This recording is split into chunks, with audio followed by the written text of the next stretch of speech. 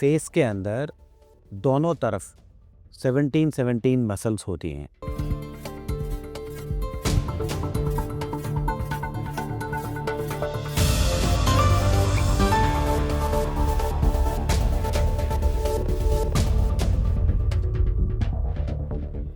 नमस्कार, स्वागत है आपका अमृता कनेक्ट में। मेरा नाम है पूंजी शर्मा और आज आपके सामने लाए हैं एक ऐसा मेडिकल केस जो उम्मीद और विज्ञान दोनों की ताकत को दर्शाता है। फेशियल पैरालिसिस, जो कि माना जाता है एक परमानेंट कंडीशन है, लेकिन अब ऐसा नहीं है। फेशियल पैरालिसिस और उससे जुड़े बाकी के तकलीफों के बारे में आइए जानते हैं अमृता हॉस्पिटल के प्लास्टिक एंड रिकंस्ट्रक्टिव सर्जरी के senior consultant doctor Mohit Sharma से।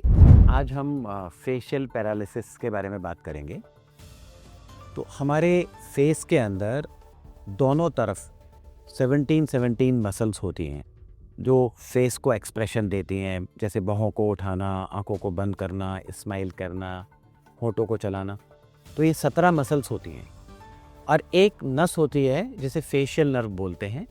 वो कान के पास से निकलती है और 5 ब्रांचेस में डिवाइड होती है और पूरे फेस का आँखों को बंद करना, आईब्रो को चलाना, लिप्स को चलाना, इस सारा काम को अंजाम देती है। तो इसमें क्या होता है कि बहुत सारी सिचुएशंस में, तो जैसे मैं आपको बता रहा था कि इसकी 5 ब्रांच होती हैं और ये जो नस ब्रेन से निकल के आती है, ये बहुत सारी कंडीशंस में डैमेज हो जाती है। जैसे कान के पास अगर कोई इन्फेक्शन हो या कुछ किसी बुखार की वजह से सूजन हो, तो इसको बेल्स पाल्सी बोलते हैं। तो फेस थोड़े दिन के लिए काम करना बंद कर देता है, मगर ये 80% बच्चों में या लोगों में जब ये पाल्सी होती है तो ये रिकवर कर जाती है, मगर 20% में पूरी तरह रिकवर नहीं होता है और फेस में डैमेज रह जाता है और मूवमेंट सही नहीं होते। दूसरा, ब्रेन के जो ट्यूमर्स होते हैं, जो न्यूरोसर्जन जिनको ऑपरेट करते हैं और वो फेशियल नर्व जहाँ से निकलती है, अगर उस हिस्से को इन्वॉल्व कर रहे होते हैं तब ये डैमेज हो जाती है और वो डैमेज परमानेंट होता है। तो पूरा एक साइड का फेस लटक जाता है और व्यक्ति बहुत ही परेशान होता है, खाने पीने में दिक्कत होती है, स्माइल नहीं कर सकता, सलाइवा नीचे गिरता रहता है, आँख बंद नहीं होती, कॉर्निया उसकी एक्सपोज हो जाती है और वो आँख में डैमेज हो सकता है। और ये किसी भी व्यक्ति के लिए बहुत ही परेशानी की बात होती है और अगर किसी यंग बच्चे को ऐसा हो जाए तो उनकी पूरी ज़िंदगी दांव पे लग जाती है। तो उसके लिए आजकल बहुत अच्छे सॉल्यूशंस हैं और व्यक्ति पूरी तरह से रिकवर कर सकता है।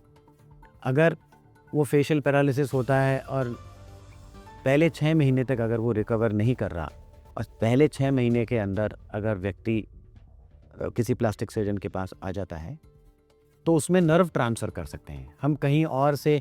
जो ये चबाने वाली नस है, जिस मसल से हम चबाते हैं, उसकी नस को निकाल के हम फेशियल नर्व से जोड़ सकते हैं, तो उससे पूरा मूवमेंट फेस का वापस आ जाता है। हम दूसरी साइड की जो नर्व है उसको भी एक कोई ग्राफ्ट के साथ जोड़कर वहाँ से भी लाकर इस तरफ जोड़ सकते हैं और जिससे मूवमेंट वापस आ जाता है और एक व्यक्ति एक नॉर्मल ज़िंदगी जी सकता है। मगर अगर किसी भी कारण से अगर किसी को 2 साल से ज़्यादा का समय हो गया है और उसमें रिकवरी नहीं हुई है, तो उसके अंदर हमें एक प्रोसीजर करना पड़ता है जिसे कहते हैं फ्री फंक्शनिंग मसल ट्रांसफ़र। तो हम थाई में से एक मसल होती है जिसे कहते हैं ग्रासिलिस, उसका एक छोटा सा टुकड़ा निकाल कर आर्टरी वेन के साथ निकाल के उसको यहाँ पे फिक्स कर देते हैं, करेक्ट पोजीशन में फिक्स कर देते हैं, उसको फेस की आर्टरी से जोड़ देते हैं और उसकी नर्व को भी दूसरी नर्व से जोड़ देते हैं और 3 से 4 महीने में उसका फेस का मूवमेंट वापस आने लगता है। तो ये कुछ ऐसे तरीके हैं कि हम किसी में नर्व ट्रांसफ़र कर सकते हैं अगर वो सही समय पे आ जाए। तो अगर बहुत दिन से उसको समस्या है तो उसके अंदर हम फ्री फंक्शनिंग मसल ट्रांसफ़र कर सकते हैं। हम फेस को बैलेंस करने के लिए बोटॉक्स के इंजेक्शन दे सकते हैं। और जो छोटी मसल्स होती हैं, एक ये भी कंसेप्ट होता है कि अगर इंजरी, ये फेशियल नर्व की इंजरी है, तो जो नॉर्मल साइड है वो बहुत ही ज़्यादा एक्टिव है और ये एक साइड पूरी तरह से रिकवर नहीं करी है, तो हम एक छोटे से ऑपरेशन से नॉर्मल साइड को थोड़ा सा वीक कर सकते हैं जिससे कि फेस बैलेंस हो जाए। तो ये बोटॉक्स के इंजेक्शन से किया जा सकता है, जो कि टेम्परेरी होता है और 6-6 महीने में इंजेक्शन की ज़रूरत पड़ती है। मगर अगर पेशेंट उस रिज़ल्ट से सेटिस्फाइड है तो हम एक छोटे से ऑपरेशन से उसका परमानेंट करेक्शन भी कर सकते हैं। तो इसके जैसे कि आपको बताया कि कई सारे नर्व ट्रांसफ़र एक पॉसिबिलिटी है, दूसरा मसल ट्रांसफ़र एक पॉसिबिलिटी है, और मसल ट्रांसफ़र्स में भी कई प्रकार के पहलू हैं। कुछ ऐसे मसल ट्रांसफ़र्स होते हैं कि जो चबाने वाली मसल है, जिसे टेम्पोरालिस बोलते हैं, उसको हम नीचे लाके लगा सकते हैं, उससे इमीडिएट रिज़ल्ट आता है और उसमें माइक्रो सर्जरी की ज़रूरत नहीं पड़ती। तो जैसी कि पेशेंट की कंडीशन है, जैसी भी उसकी समस्या है, उसके हिसाब से हम उसको वो सॉल्यूशन दे सकते हैं और वो नॉर्मल ज़िंदगी पे वापस आ सकता है। इसमें जो सबसे इम्पॉर्टेंट चीज़ है वो ये है कि पेशेंट का हमारे पास सही समय पे आना। और यहाँ पर हम पिछले 25 साल से जो हमारा एक्सपीरियंस है फेशियल पैरालिसिस सर्जरी का, तो उसमें हम सभी प्रकार के प्रोसीजर कर रहे हैं और बहुत सारे पेशेंट्स की ज़िंदगी बदली है और वो वापस अपने काम पे लौटे हैं और सोसाइटी से इंटीग्रेट हुए हैं। तो इसके बारे में भी हम आपको आगे बताते रहेंगे।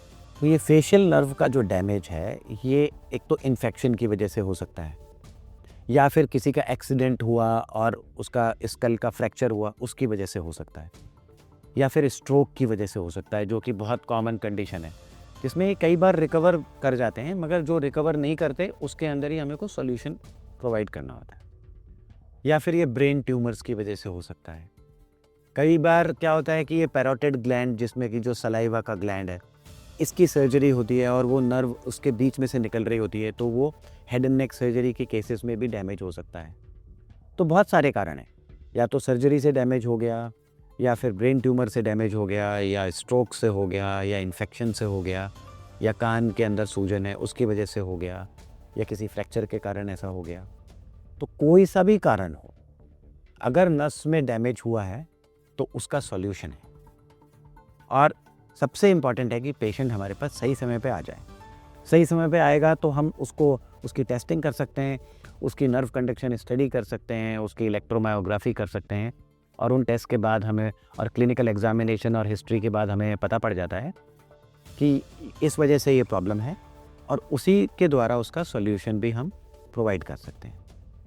तो इससे पूरे जो भारतवर्ष के अंदर जितने भी लोग, अभी बहुत सारे लोग सफ़र कर रहे हैं, मगर उनको ये पता नहीं है कि जाना कहाँ है और कौन इसका इलाज करता है। तो इसका इलाज plastic and reconstructive surgery department किसी भी अच्छे हॉस्पिटल में प्रोवाइड कर सकता है, और हमारा डिपार्टमेंट इस बारे में कम से कम भी 3 डेकेड से काम कर रहा है, और इस वास्ट एक्सपीरियंस के द्वारा हम लोगों की बहुत मदद कर सकते हैं। तो जैसा कि आपने देखा कि डॉक्टर मोहित शर्मा ने हमें बताया कि कौन से रीजंस हो सकते हैं जिसकी वजह से फेशियल नर्व पैरालिसिस हो सकता है। ऐसी और भी जानकारी लेने के लिए देखते रहिए अमृता कनेक्ट।